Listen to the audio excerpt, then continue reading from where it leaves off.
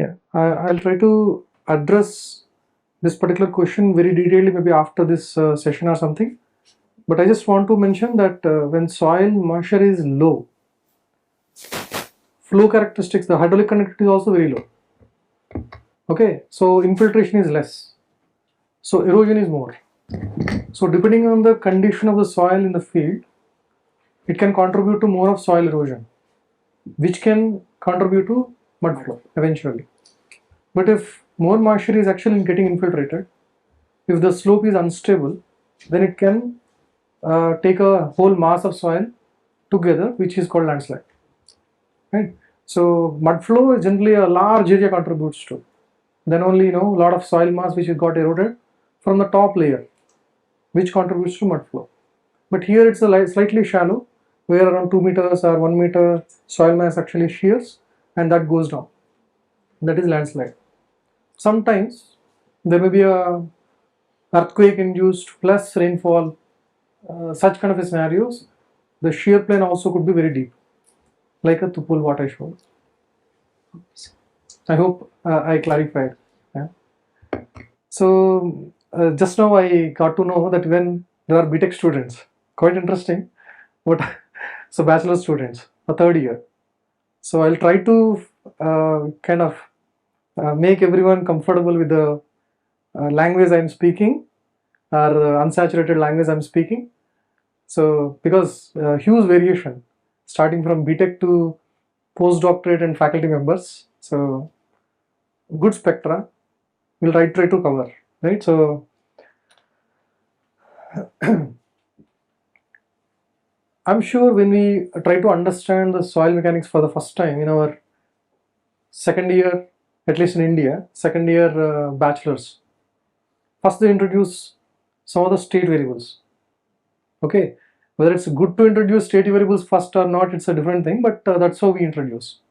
So I felt that even those basics need to be understood even at this particular stage, so that we understand how to measure them, how to apply them for actual field scenario, right? So that's why I'm trying to introduce the state variables. So those who are joining online, please confirm. Actually, initially we announced a 15 minutes break, but we are not taking the break. We are continuing. Okay, sorry about that.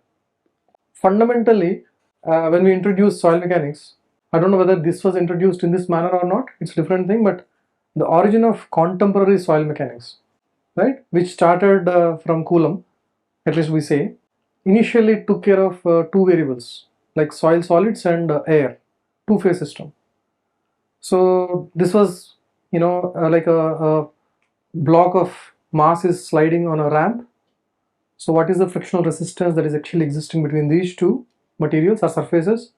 That is what it was kind of trying to estimate. That's how the force, the shear force, is proportional to normal force. And the equation constant is called, that actually translates to angle of internal friction. So that is how a block is sliding against another one, or a lump of particles which are sliding against each other in a direct shear box test. So that's how we are trying to evaluate what happens between normal stress and shear stress. So the angle of internal friction is evaluated from there. Actually, this is meant for dry soil mass like sand or any other grains. So we have to respect that, right? So that is how it is evaluated. So the forces now we use in terms of stresses, and the normal stress is proportional to shear stress, or shear stress is proportional to normal stress.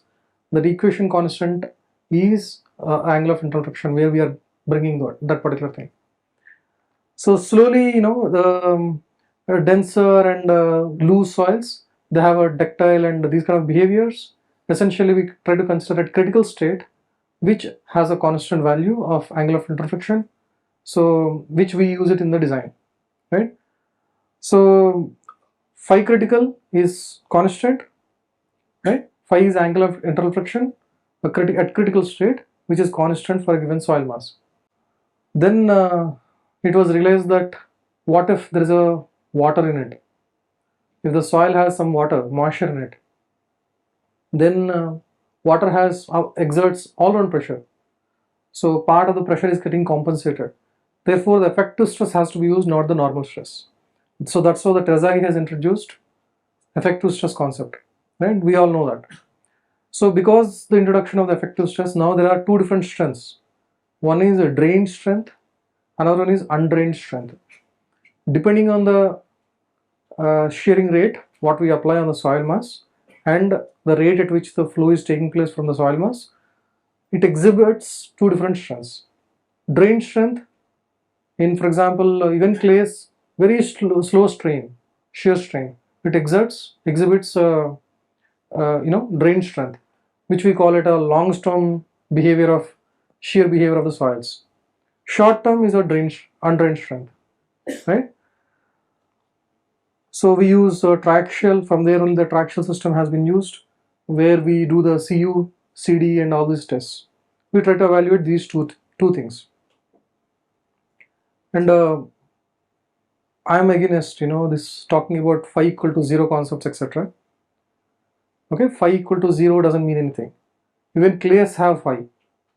It's only the condition of the soil where you are trying to evaluate the things.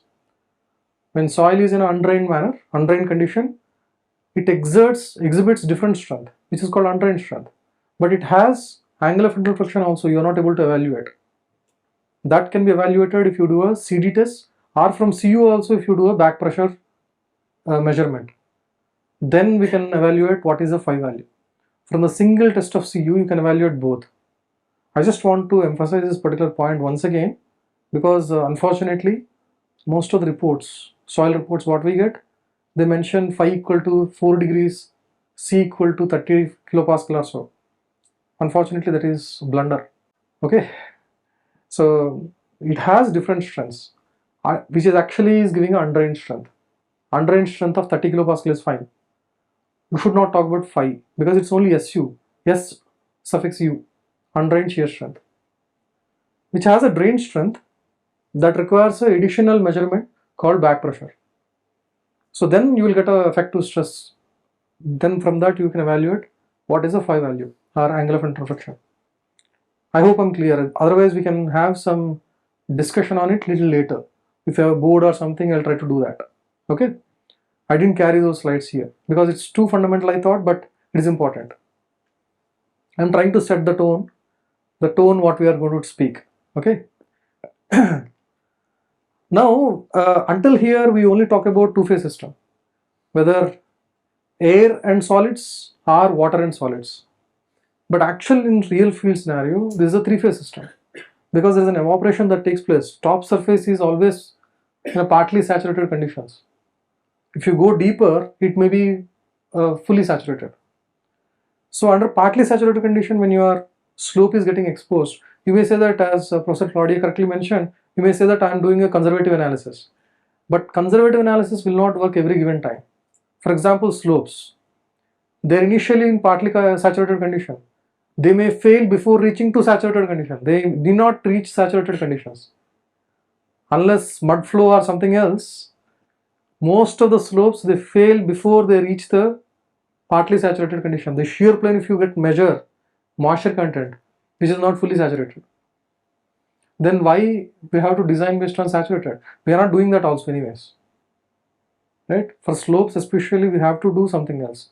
We need to have understanding of how shear strength varies or a change in the moisture, right? That is important.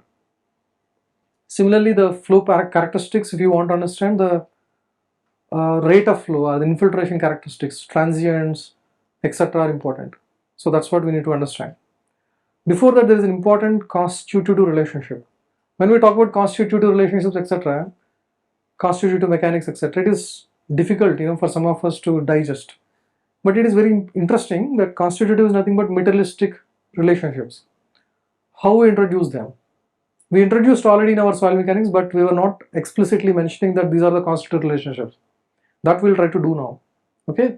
So that our understanding will be improved, even on soil mechanics. Those who are trying to learn soil mechanics now, right? So we did that in soil mechanics, identifying what is a state variable, relating one state variable with another state variable. Similarly, we need to do that here also so that our understanding will be more accurate. I just mentioned about this, the surface tension.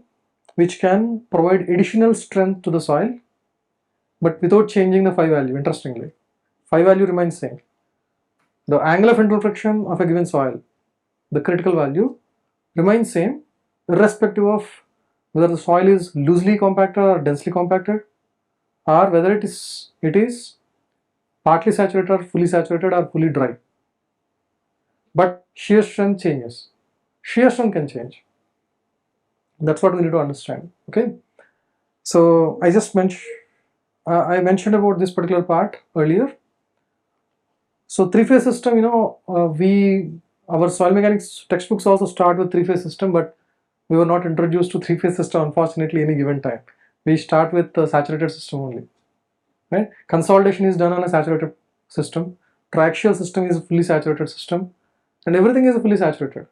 You may say that compaction we have done on partly saturated system, but there also we are trying to reach fully saturated system. You have a zero air voids line, right? The curve is closely, associated with your the compaction curve is very close to your ZJV line, and we are trying to achieve fully saturated system. So in this context, we try to understand these behaviors. Geotechnical engineering essentially has three major engineering mechanics have these three major things: consolidation, that is settlements, and shear strength and flow characteristics. These three we'll try to understand in unsaturated conditions, what happens to that. Any given prediction, morning many talked about prediction. Our job is to predict. Prediction of when the landslides will occur, prediction of how the failures will happen. Prediction requires certain things. Any given prediction need not be in geotechnical. Even prediction of astronomers, whether this rover will reach the particular place or not. So everywhere the prediction is important, right? So prediction requires these things: conservation of mass, conservation of linear momentum, conservation of angular momentum, second law of thermodynamics, Maxwell's equations. I will not go very deeply. It sounds like a quantum mechanics, right? So, but then I'll not get into quantum mechanics. We use some of these things in our day-to-day life in soil mechanics, but somehow we are not able to recognize. I'll try to connect those dots here. Okay. So we'll not use most of the angular momentum, etc., unless until it is required. Conservation of angular momentum, etc., may be required when you are applying a torque, but mostly we will not apply those things in regular soil mechanics, so we will not use them. If I take simple consolidation itself, we have done that, right?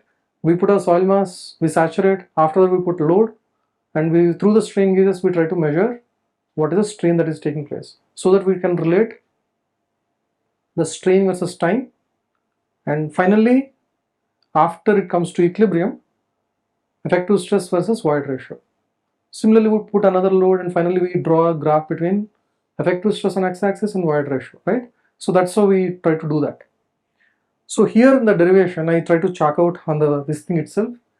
We did that. If you see the derivation closely, we've used mass conservation for sure. Conservation of mass is used. So if you take a soil element, the flow QZ and coming out is QZ plus Z. The difference is a transient flow actually. If it is a steady flow, the difference is zero. That's where we do the flux calculations, etc., right? So that is dou Q by dou Z or dou Q by dou X equal to 0. That is what we do in calculation of flux, etc. Because it's a transient, so there is a that is equal to the variation in the volume, right? This itself is a mass conservation.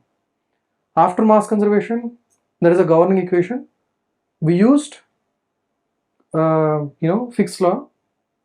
We used Darcy's law, and we brought the Darcy's law there, and we used the state variable conversion. So finally we arrived at this particular equation.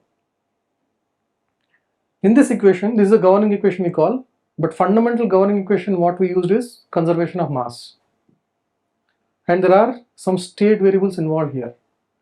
State variables are which controls the state of the system, like pore water pressure, U. The dependent variable itself is a state variable, right? And ZT is anyways the independent variables. Here the state variable is U. It could be E, void ratio. It could be pore water pressure. It could be effective stress. All these are state variables.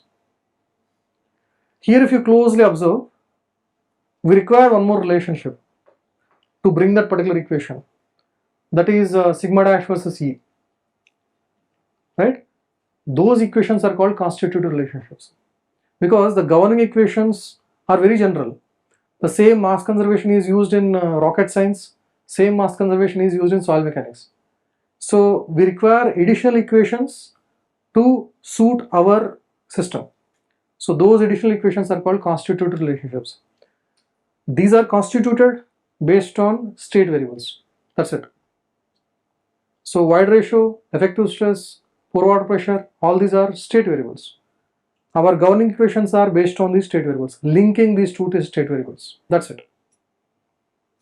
Right? Clear, no? Simple. So similarly, any prediction of a phenomena requires these things.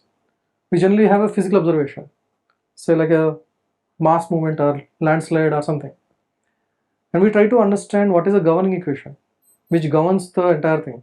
It could be mass conservation or conservation of forces, that is a linear momentum, or something else. And then we identify state variables, right? So we bring the state variables, then we build a constitutive relationship, we identify the material characteristics. Earlier also we had a material characteristics like CV. In the consolidation equation, CV is a material constant, K is a material constant there. So we identify the material characteristics and then we try to predict a phenomenon. For those establishing the constitutive relationships, we require additional equations, additional tests. So therefore we are doing consolidation. We establish E versus sigma dash. So that is an additional test what we are doing. So that's how we predict the phenomena. So same thing if we want to do in unsaturated soil mechanics, what are the state variables? Right? That's what we are trying to look at. So just summing up what I just discussed, there are some state variables in unsaturated soil mechanics that we try to evaluate or describe. So if we see in unsaturated soil mechanics, there are three phases. Let the soil solids be aside. There is a pore water, pore air. They talk to each other. It's not independently they are existing. Pore air, within that pore water can exist as vapors, and pore water where pore air can exist as solute. They both talk to each other, right? And they form kind of a, they contribute to additional strength. How they do that, we'll try to evaluate. We'll try to see that. So I'll just quickly go. Anyways, all these slides will be available to you. We will be providing. Sorry for the slide delay, but then by tonight I'll be able to give all the slides to you. Okay. So we have air density. Air density also varies with because if you want to define a climate, what do you define? How do you define with? Temperature, RH. These two are the variables with which you define. These are again state variables, right? So state variables doesn't mean that they don't depend on something else. Material variables also, they can depend on something else. Material constant also can be dependent on some state variables, right? Material constants can depend on some state variables. The definition of state variable or material constant is not based on whether they are dependent or not dependent, based on where they are involved, right? So that's the only thing. Whether it's an equation constant, it can become a material constant. If it is actually constituting the equation, then it is a state variable. That's it. So air density, all of them are state variables. Okay, and we have density of water. Density of water changes. Quite interesting aspect. I just want to touch upon here. The density of water, generally for the pressure, what we consider is constant. Correct. Density of water density we don't change, but then it can change close to the surface of clays. It seems it can increase to even 1.8. What recent studies, some of the studies say 1.8 gram per centimeter cube. Okay, that means the water structure is getting altered because H2O, the association of these particular things around the oxygen, have certain structure, polarization structure, right? Polar molecules are there. They're getting altered, and close to the surface they're trying to accommodate more number of molecules, so the density is increasing. It can become even 1.8 it seems. But if you do some of the tests what we do in unsaturated soil mechanics, you can really observe it can go up to 1.3 for sure. Okay. Otherwise, if you don't do the adjustment of ρW, density of water, the degree of saturation is 130%. There you have to adjust the water density, right? So density of water can be very high. So there are a number of studies using X-ray diffraction and many other studies where it shows that it can increase to very large value. This is a very old study, 1962. Even now recent studies are there, 2-3 years ago. Some groups have been studying, right? So density of water can change in partly saturated system. And they contribute to some of those things what we are talking about, the negative pore pressures, etc., which I'll talk a little later. Similarly, viscosity of air and water, and so thermodynamics between these two, that is quite important for us. Individually, we would have studied in our +2, right? In our +1, +2 in physics, would have studied how air density or water density changes with temperature and pressure, and similarly the viscosity changes. Again, you have kinematic viscosity, dynamic viscosity, etc. Those are fine. So I'm sure some of them could relate very well, but our world is a little difficult, right? Because we studied +2 long back.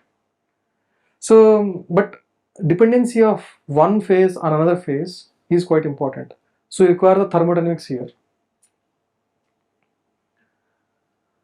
Vaporization.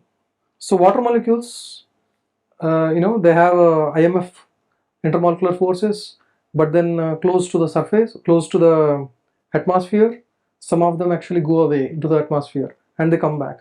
There's a vaporization and also condensation. These two things take place continuously.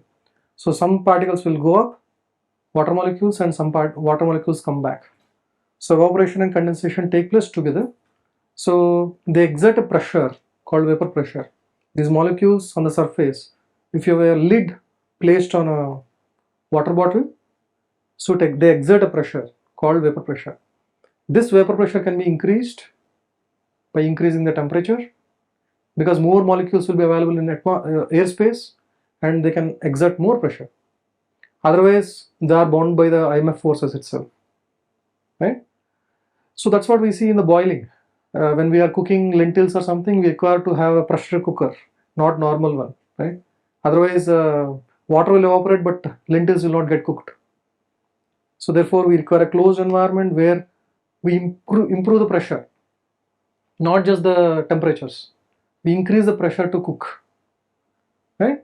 So the vapor pressure is a pressure that exerts by the atmospheric air because of the presence of water. And this is important in soil mechanics, very much important. Okay, let's see how this is important it is.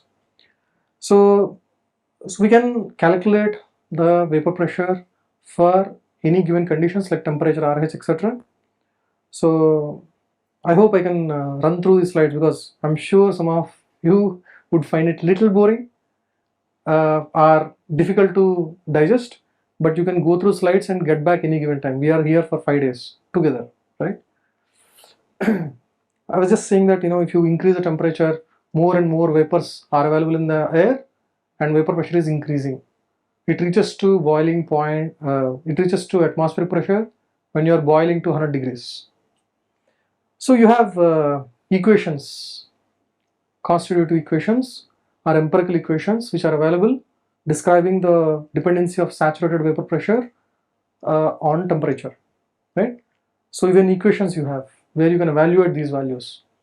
These are important for identifying or evaluating one of the important state variables of unsaturated soils that we'll be seeing in the afternoon in the tutorial class today. There is a WP4. Some of these things are dependent on these state variables, vapor pressure, etc. Okay, the dew point potentiometer, which depends on the vapor pressure. So yeah, we can evaluate the saturated vapor pressures of saturated vapor pressure using these equations. These are all empirical equations. So we can now define what is humidity. Okay, humidity is a amount of water vapor that is present in the given volume of air. So this is called absolute humidity. Under a given condition, what is the amount of vapors that are present in a given volume of air? That defines the humidity. But that itself is not sufficient for us. It is important to understand what is the relative humidity. Relative humidity is compared to saturated amount of water vapors that are present in a given volume of air, how much actually it is present. So almost it means to say that always saturated vapor pressures would not exist. Saturated vapor pressure, if it exists any given time, relative humidity is 100%. Okay. Current Assam conditions, the humidity is very high, nearly 95, 96. That is because of existence of huge water body, Brahmaputra river. Okay. And temperatures, when they shoot up to 38, 39, most of the evaporated water is in the atmospheric air. Right? So RH is very close to 98, 96 or whatever. So it is unbearable to us because the skin or human skin acts like a porous structure. There is a porous structure, right? Whatever the water we drink, right, that has to go out to maintain the temperature constant. We heard about latent heat, right? So when the phase transformation has to take place, body temperature has to be maintained constant.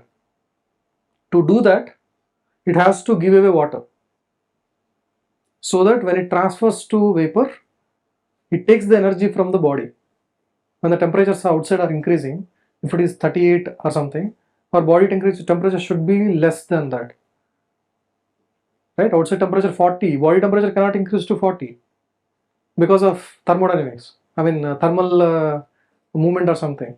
It has to be maintained constant. To do that, body tries to leave out water, which is seen as a sweat on our skin.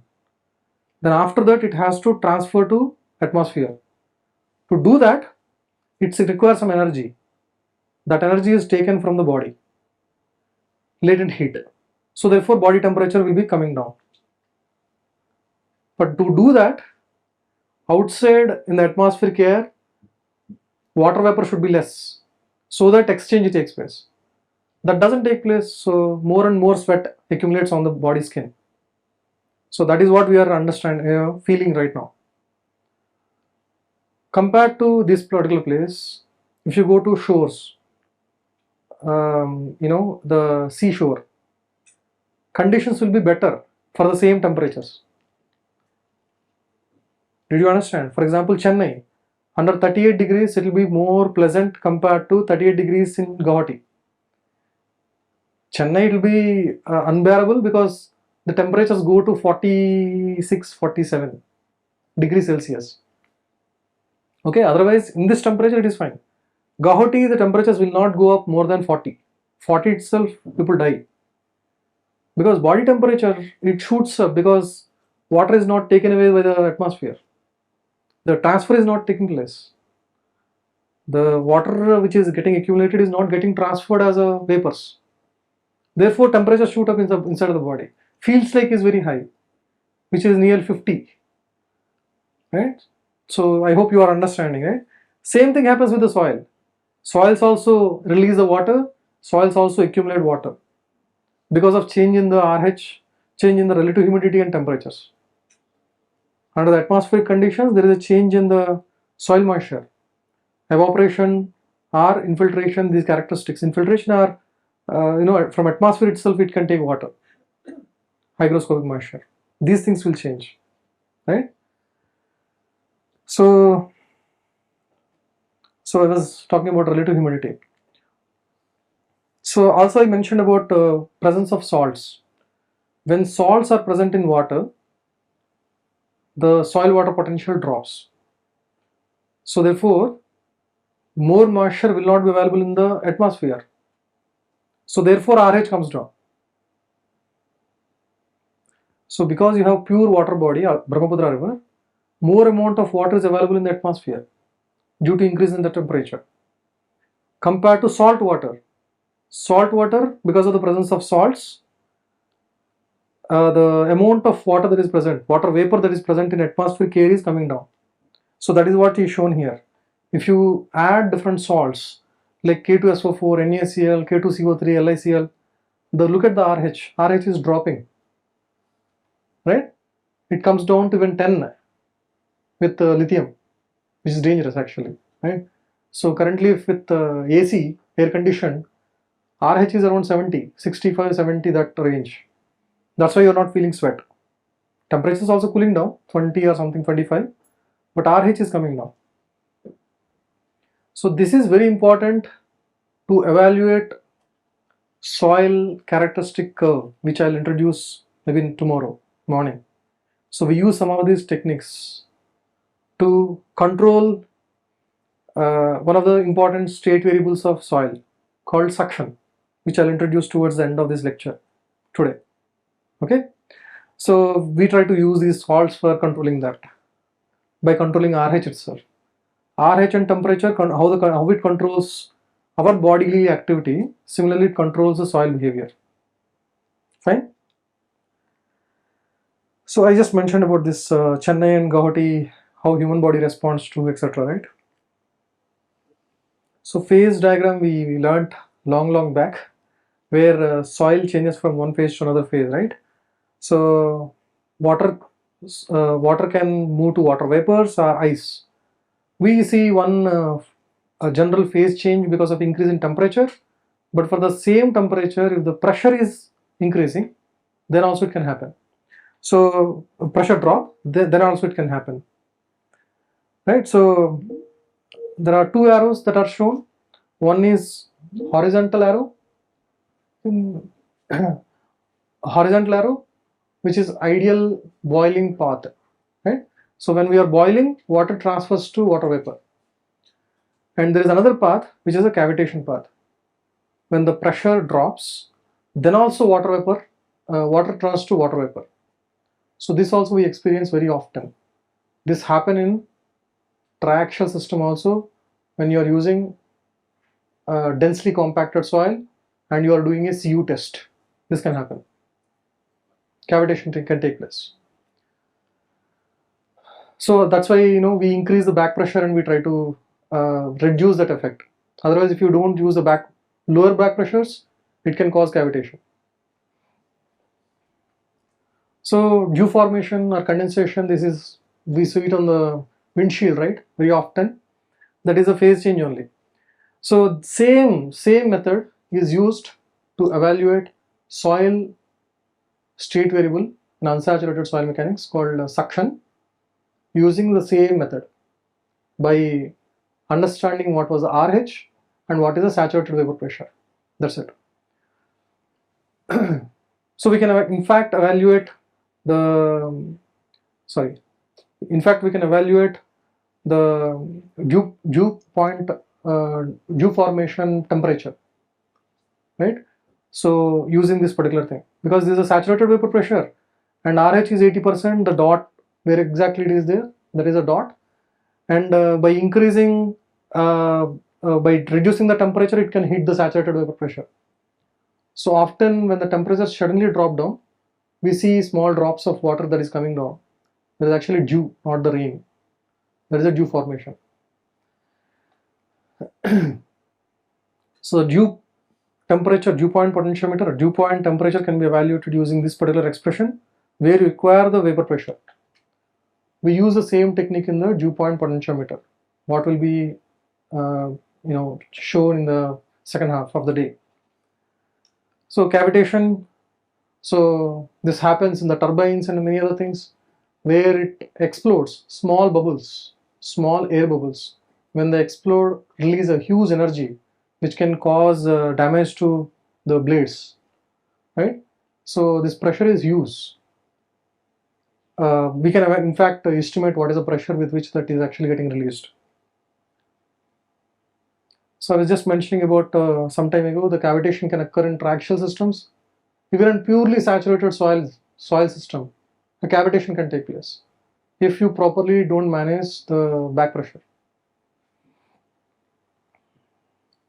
So there is a density of moisture estimation, and similarly, as I mentioned, air can exist in water. So air solubilities can be estimated using Henry's law, right? So these two things, one is water presence in air, atmospheric air as vapors, and presence of air in water as solute. These two things can take place. So I'll take about maybe 20 minutes to finish or introduce the suction.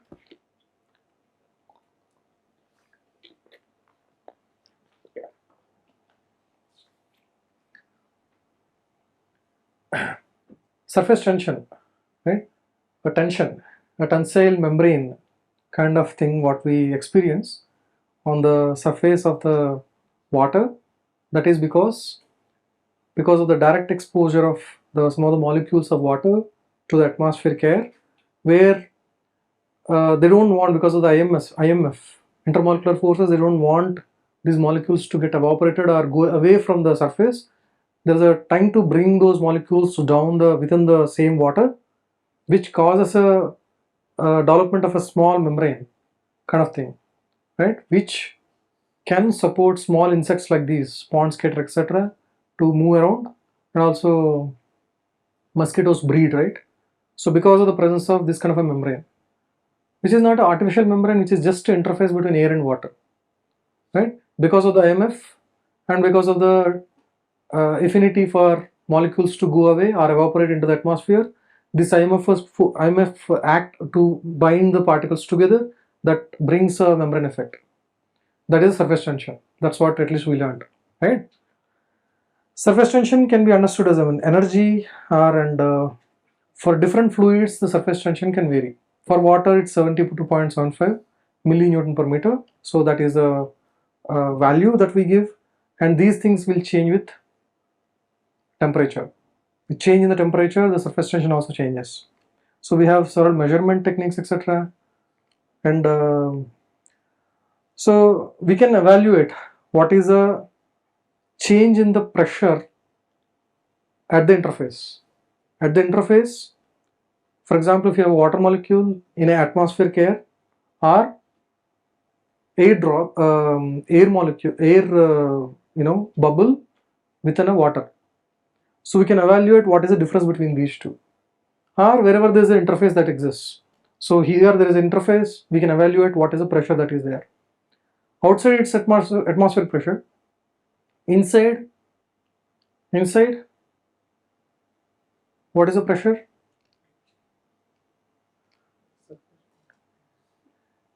So if you take a thin, tube and insert in water, normal water, it raises up, right? That is because of capillary. Why capillary? So eventually the vapor pressures drop down. When you have very thin member, capillary, so the vapor pressures are dropping down. So water has to go up because the potential is dropping down. So when potential is smaller compared to normal water, water has to flow in. Of course, surface tension is affecting, same thing, right? So because of the potential difference, water has to move up or water has to enter because potential is smaller within the capillary. So which we call capillary force, right? Capillary force because of the capillary, but then actually phenomena is taking place because of the drop in the pressure. Pressure is getting dropped, right? So the difference between these two can be evaluated understanding the size of the capillary and surface tension. These two actually can tell you what is the pressure difference that is created between the interface. Of course, there is a contact angle which is not given at. So this is what I was just telling, how the water raises in a capillary. So the pressure, if you just calculate,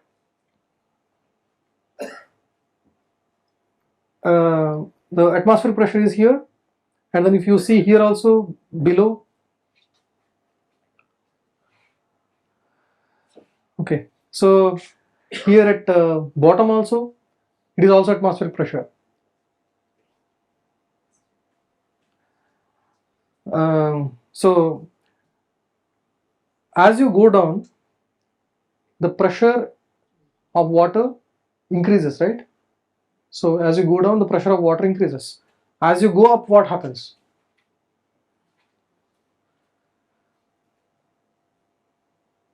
As you go up, pressure drops, it decreases. So there is a negative pressure in the column. Column is not a bigger column, it's a capillary, by the way. A thin capillary which is inserted in the water reservoir, where there is a raise of water, although there is no air present in the water column. There is no air present in the water column, but the pressure is negative. Did you get my point? Within this capillary, there is no air present until the interface. Until the interface stop, there is no air present within the column. Within the column, anywhere you tap, the pressure is negative. Water pressure is negative. Water feels, pulled, not exploding, right? Because the potential is lower there. That's why water is raising there. And this is a negative pressure. How much, it can grow? If you take a thinner and thinner capillary, it can go to even kilometers, it seems. It depends on the other factor, whether it can go to kilometer or not, but it can go to large heights, right? Large columns you can build, large thin columns you can build, where water can shoot up, but pressure is negative. So I just brought the angle also. As I said, if the capillary is thinner and thinner, the height is more and more, right? So value should not have been there, but anyway. So I was just trying to kind of evaluate what pressure difference it can happen in different soils. Okay, so if I take soils like sand, the grain size is around 2 mm. Okay, if you take a fine sand, around 2.2 mm you can have. So around 2 mm grain size if you take, roughly I'm estimating the pore size would be 1/20th of the grain size. Okay, so then based on that I got a pore size around 0.05. Then using the same equation, U minus UW equals to 2Ts by R, that expression, because radius is evaluated, Ts is known, that is 72.75 millinewton per meter. If I use that, I can evaluate what is the difference between air pressure and water pressure across the membrane, right? So that can come to even 29100 for clays. What? 29100 kilopascal. That is 29 MPa. 29.1 MPa it can be. What is it? Actually, it is a negative pressure. So UW minus UA, or UW simply is a negative value of 29 megapascals, right? So that means in clays, if you have a clay bed, from the groundwater, it can raise up to how much? You can convert the pressure into height by dividing with 10 kilopascal. So it will become 2.910 kilometers. So nearly 3 kilometers it can raise up to, right? That's what it says. Simple equation 2Ts by R says that it can raise up to that value. I hope you got my point. The pressure and head, what we are trying to do, the pressure difference is nothing but height of raise of this capillary. Both are same. If the height of raise is 1 meter, what is the pressure? 10 kilopascal. 1 multiplied by gamma W. That's it. So both are like convertible from pressure to the head, right? The head is 1 meter, then it is 10 kilopascal. So therefore, what I'm trying to do, I got the U minus UW, I'm converting to head. When I convert back, it says that it is nearly 2.9 kilometers. That much height it can raise up to, which is called, what is it called? Water climbs up, right? Capillary water. Even the groundwater table is somewhere here, but it can scroll up to some height where completely this is saturated, but in negative pressure. Beyond that, it may be partly saturated, negative pressure, everything may be there. Right? Did you get my point? So I'll try to arrange a blackboard somewhere today, and I'll try to explain few things. In case if you have any questions, you can please do ask me any given time, and I'll proceed further. But if you find it's something which is not clear, please do let me know any given time. You can stop me also, or after this also we can discuss. So although we conducted so many Gyan courses, I realize now only that maybe blackboard is also required. Okay, so in case if you say that there is an error in evaluating this particular pressure because clay particles are not rounded, right? You may say that okay, they're colloid in nature, they're like a plate system. Even then, same expression will come if I do that. So same thing I am doing. So distance between two individual particles is d, and height of rays is h. Length doesn't matter, whatever the length you can take, length doesn't come in the equations.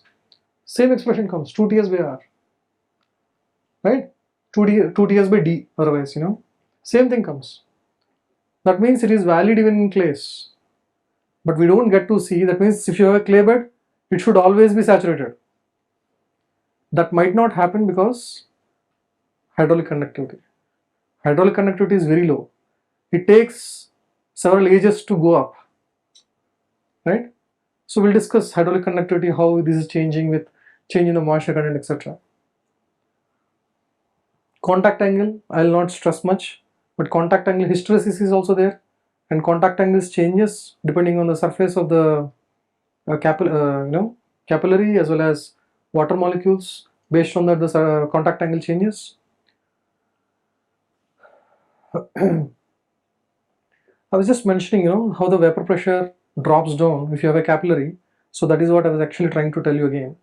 Even though outside it is maybe UV sat, inside a capillary it will be less. Vapor pressure is actually going down.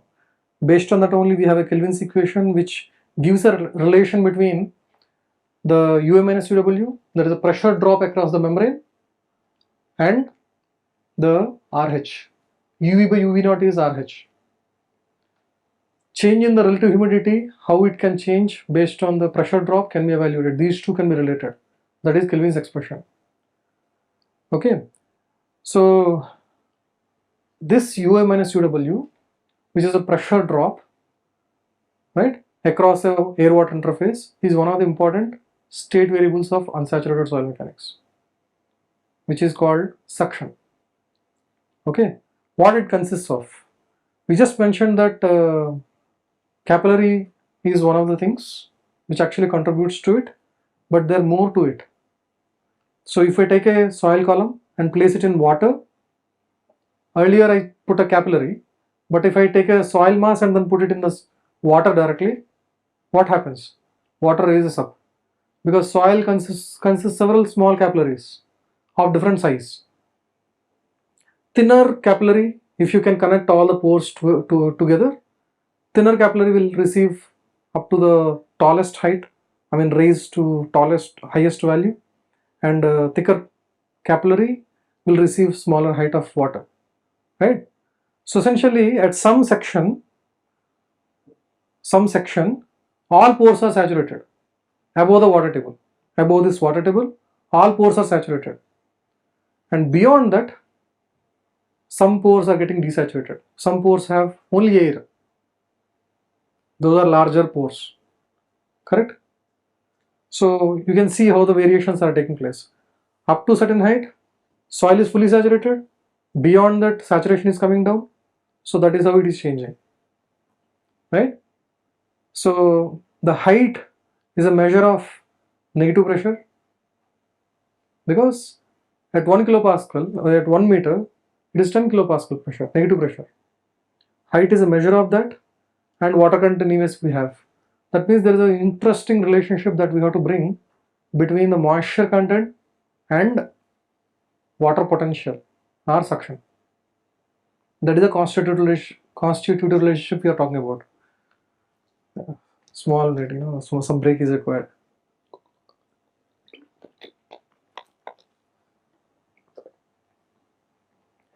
When you are talking about suction or the negative pore water pressure within the soil mass, one contributing factor is capillary. There are more contributing factors, like when soil is completely dry. If soil consists of clay and clay particles have negative charge on the surface, which has affinity for water, so it attracts water. Obviously, that is a reduction in the potential, right? So there is a water absorption, adsorptive forces, capillary forces. There is another force, that is osmotic force. What is osmotic force? I hope you know osmosis. If I take a U-shaped tube like this, U-shaped tube, and if I have a membrane in between, okay, and if I add salt on one side, if membrane pore size is larger than the salt particle size, then salt simply passes to other side. This is called diffusion, right? More number of salt molecules on this side, zero on this side, so therefore the diffusion flux that happens, this flow takes place. This is called diffusion. But if the membrane has a pore size lesser than the salt molecule size, then it will not allow salt to pass to the other side. Therefore, because as you added the salt on one side, water potential dropped down. As I mentioned, seawater has less potential than pure water. So the potential has dropped down. If the potential has dropped down on the left side, water goes to the right side, right to left, right?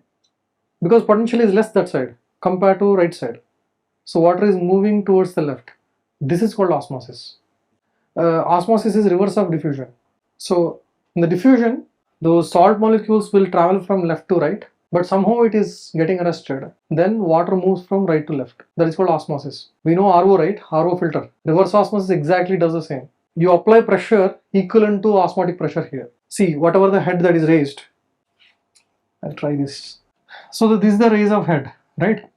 HO, because of membrane effect, right? More water has gone this side.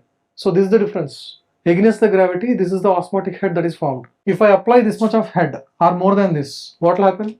This water moves towards the right. That exactly is RO, reverse osmosis. If you want to treat salt water or any other contaminated water, you apply pressure more than the osmotic head. So then water will be extracted. Diffusion, osmosis, reverse osmosis. So we are interested in this one, that is osmosis. Clay particles, these are clay particles which has negative pressure on the surface because of isomorphous substitution, right? Silica will be replaced with alumina, and we have learnt all that. Because of isomorphous substitution, it has some negative pressure, negative potential on the surface. Now what happens? It has a lot of affinity for water. Also it has a lot of salts on the surface. Salt ions, ions like sodium, calcium, potassium, magnesium, lithium. These are present on the surface of the clay. Now when the water is present around it, what will happen? These ions should have diffused away from the surface, right? These ions have to diffuse away from the surface, just like here, because more concentration near the surface, away from it less concentration. So diffusion should have taken place. Because of the negative charge and affinity for the molecules, they will not leave the molecules, ions, from the surface. So water has to come in. So therefore they slightly forms a layer around it, which is called diffused double layer. This effect is osmotic effect. Diffusion didn't take place. Osmosis took place by taking water near the surface. So this osmotic effect causes what? Taking more water, right? More water towards the clay. That means because of this affinity for ions, there is a potential drop. That is additional potential drop because of osmotic effect. Combined all this, capillary, hydration forces, and this particular force is osmotic force. Combined together is called suction. In any given soil mass, you may have suction or negative pore water pressure, or soil water potential which is lower than normal water, right? Normal pressure, atmospheric pressure. Less than the atmospheric pressure, you have soil water potential. This particular potential happens due to unsaturated effects. Also, some happens due to saturated also. During saturated conditions also you may have few, but mainly capillary will happen only in unsaturated. Complete dry you will not have, complete saturation you will not have. Only under certain conditions it has these effects. Sorry, it's okay, it's okay.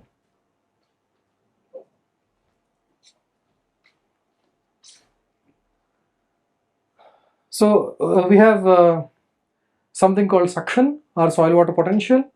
Soil water potential is lower than the atmospheric conditions, so which again has divided into matrix suction and osmotic suction. The matrix suction I just explained.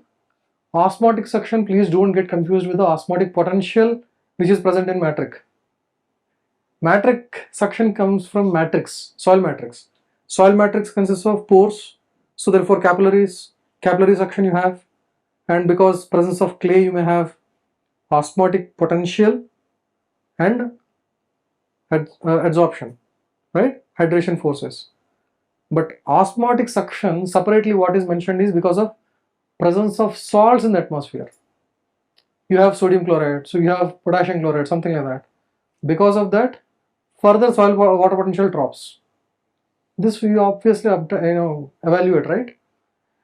You take a consolidometer, odometer, you put soil samples, you connect to a salt solution. Suddenly you will see that some settlement is taking place. Not because of application of load, that is because of presence of salts, osmotic. This osmotic is different, right?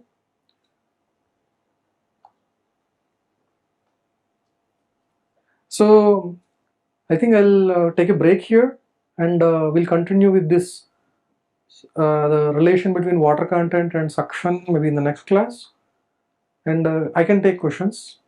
Now we have about 1.5 hours or so before we proceed to the lab.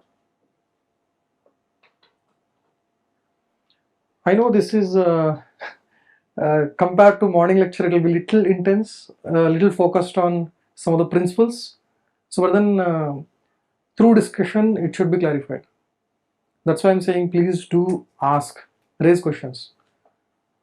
It could be any fundamental or silly. It may sound silly, but it may not be silly. Please do ask. Now board is also ready. I can actually explain on the board also. You have some question? No, especially those who are coming from industry. Definitely, some of them things may not be. Do you have any questions?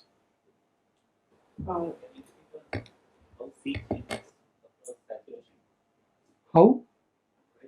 Cohesion. Okay.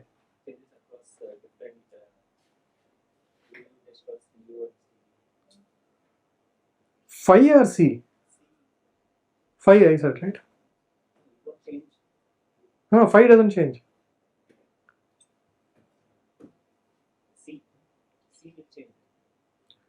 C also should be constant, but apparent cohesion can change. Maybe that will be introduced later. Yeah.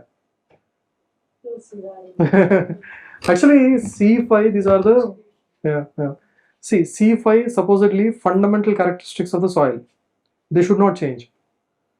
Shear strength changes because of this presence of surface tension. So we call apparent cohesion, right? So otherwise C5 should be same. C dash and phi dash rather. C dash and phi dash should be same. And I said about SU, I think, undrained shear strength. Okay. Maybe I'll use the same slide, otherwise I need to create another one. See, we use CD test.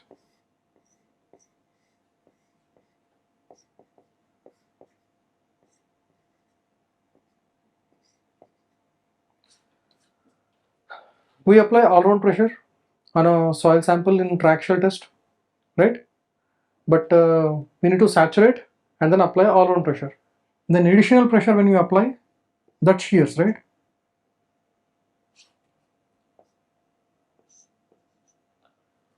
Right?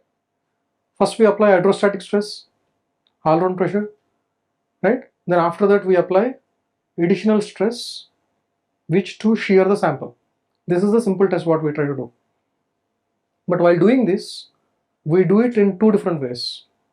One is we allow the drainage to take place during the shearing, right? We don't allow the drainage to take place in another test. One is called CD test. Anyway, so one is CD test. In the CD test, drainage is allowed. Water can come out during the shearing operation, right? Another test where we don't allow, called the CU test. In CD test, what do we get? We have sigma dash and tau, right? So we have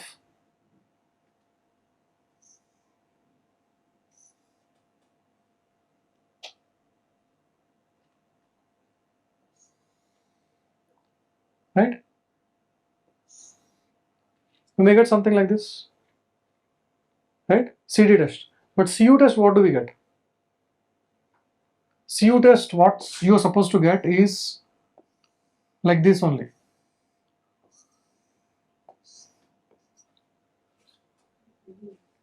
Huh?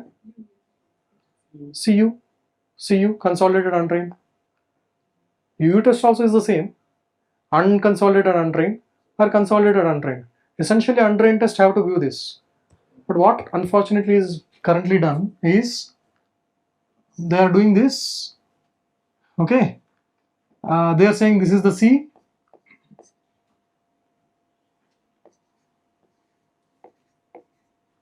and they are saying this is the phi. Phi is coming out to be 2 degrees, 3 degrees. This is C. This is not correct. You should have a line like this. How do you do UCS? Unconfined compressive strength test, where you get only SU. This is not C, this is SU. Undrained shear strength. This can increase with increase in the compaction effort, right? Because you are not evaluating phi. Phi is there, phi remains same. If you evaluate the back pressure, this becomes not sigma, this becomes sigma dash. And then you will see that all of them will actually merge here. Then you can get a C phi. There's a CU test with back pressure if you are measuring, then you can get C phi. But if you are using CU test without back pressure measurement, then you will get only undrained shear strength. Undrained shear strength is different from drained strength. Drained strength parameters are these C and phi. C dash and phi dash are constant. They don't change for any given material. It only depends on the material. For a given soil, they are constant, fixed. C dash and phi dash are fixed. What can change? Strength can change. The exhibited strength may change depending on the compaction effort. C phi is not strength. No, sir, I think that what you are talking about CU, it is UU, right? UU or CU? So CU, we can get effective stresses. How it will like be same? U. No. Like say I am doing a CU test and I have different consolidations, say 100, 200, 300. Now for different consolidation pressure, for 100 consolidation pressure, the effective strength or the effective reaction we'll get from the soil, that will be different than the 300. 1 second. When you are doing CU, right, sir, you might have consolidated, right, but you have done the undrained You are not allowing the water to drain out. Right. How can you get effective stress? Unless until you have back pressure measurement. Right. Pore pressure measurement will. Then you can do it for the CUU also. Right. That's what. So effective stress essentially you can get only by measuring the pore pressure. Back pressure, through back pressure valve, if you measure the pore pressure which is exorbitantly increasing because of the presence of applied pressure, if you can measure that, then only you can get the effective stress. So effective stress you need to obtain to get the effective stress parameters. C dash and phi dash are effective stress parameters. For that, pore pressure measurement is required, whether it's a CU or UU. Fine. When you say that the soil doesn't have any effect on the compression or the applied load or on the compaction density for evaluating the C and phi dash, C dash and phi dash, how does it matter that it's a UU or CU? Essentially people say that I conduct UU because I take carefully the undisturbed soil sample and I do it. When I say that whether it's a disturbed or undisturbed, when C dash and phi dash are fundamental constitutive properties of the soil, how does it matter? To evaluate SU, yes, you require. To evaluate SU, you don't require a traction system. You can do UCS, unconfined compressive strength test. Right? So that's what I was trying to tell. Okay, I'm a little critical, but it's important. Sir, I agree with this. Actually, we also tell our clients to do like that only. But obviously, in India industry, you know how it works. And one more thing in unsaturated soil mechanics only. Actually, we are introduced in MTech about that, so we know the basics. But at last point, I got confused between osmotic section and osmotic potential because you tried to make us understand osmotic potential, right, with ions and everything. And then you introduce osmotic sections. So just differentiate between the two in one or two.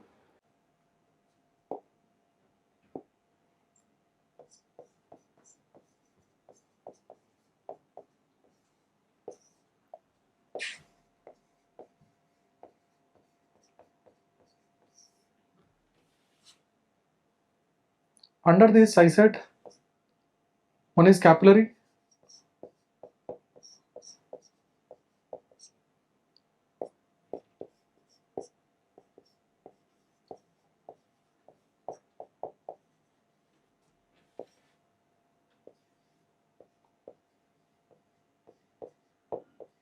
here osmotic potential essentially because of presence of clay due to formation of diffused air. Correct? There are salt ions like sodium, calcium, potassium. These are ions, not salt, NaCl, etc. Like ions are there, sodium, calcium, etc. They are naturally present. You cannot take away them. Because of that, osmotic potential is there. This is because of externally you are adding salt. If I do a consolidation test, I have a porous stone. So this is the soil mass.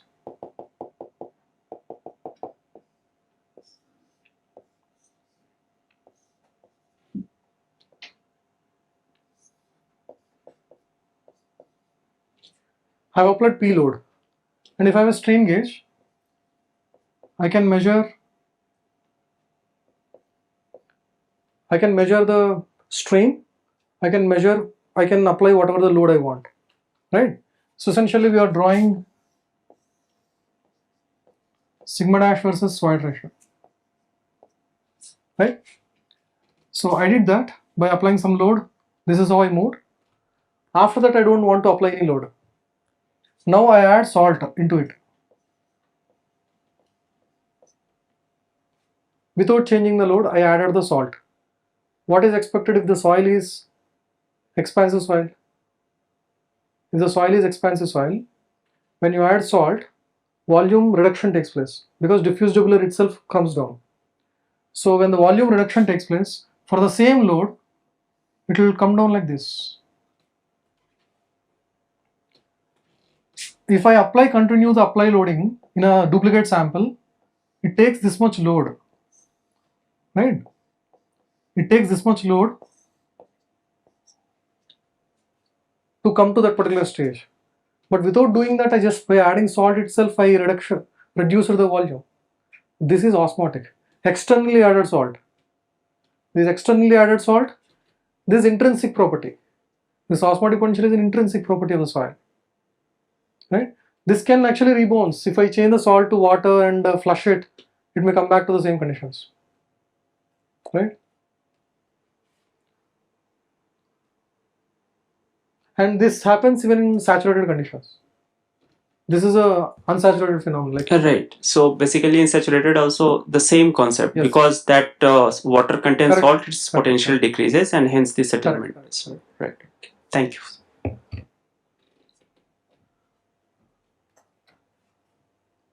Any more questions? If you remember again, you can ask me later on also. There is no problem.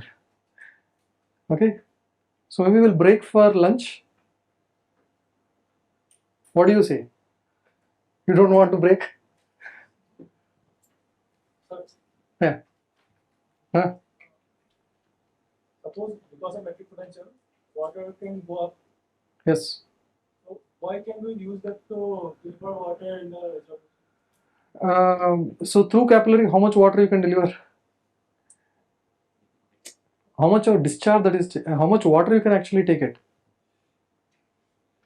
That is very small amount, right? So it can store in soil itself. That happens. Capillary height is a good amount. If your groundwater table is somewhere here,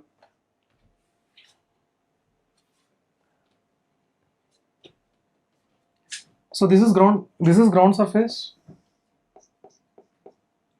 This is groundwater table, right? Above this, up to certain depth, there is a capillary zone. Up to here, soil is fully saturated, but there is a negative pressure.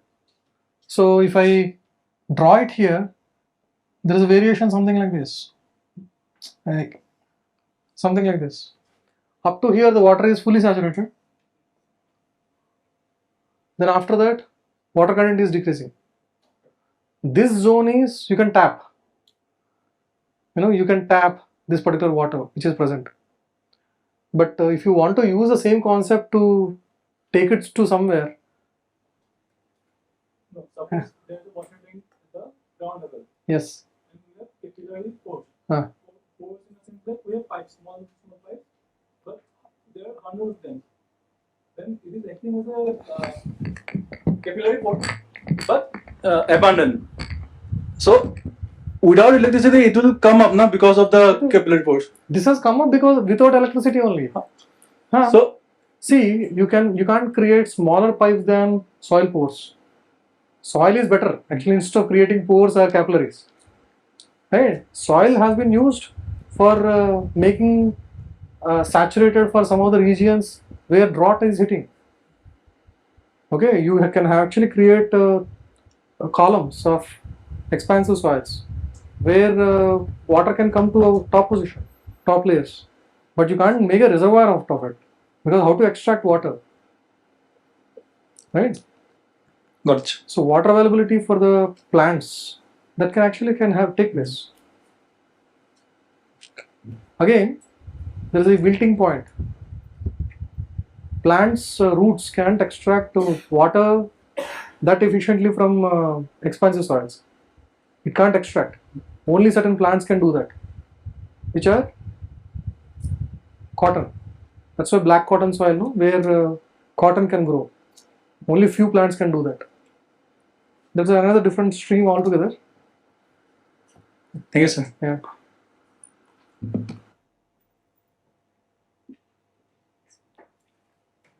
So is 1.5 hours sufficient? Sorry. No. Sir, I have a doubt. Huh? See, Sir, it's about osmotic suction. yeah. It's about osmotic suction. Like previously, you said this osmotic suction is happening under saturated conditions. So I have a doubt. Like in case of slope failures, which is predominantly due to this suction and then infiltration process, only matrix suction is contributing, or should we worry about the osmotic suction also? So is there any failure associated with the osmotic suction? or is it like here you said it is like a ground improvement we can use it, sir? No, Is there any failure in field due to osmotic suction? you need to bring osmotic suction also into place when Okay. the water, rainwater for example, is salty water. Right? It may not happen, but the water which is contaminated by some other presence of salts, right? So then you need to bring osmotic suction also into picture. Okay, sir. The So, distinction between osmotic and matrix suction that can be brought in some of our understanding of the measurement of these suction values from different equipments. So that I'll be describing mostly tomorrow. Some of them are based on Okay, sir. purely total suction.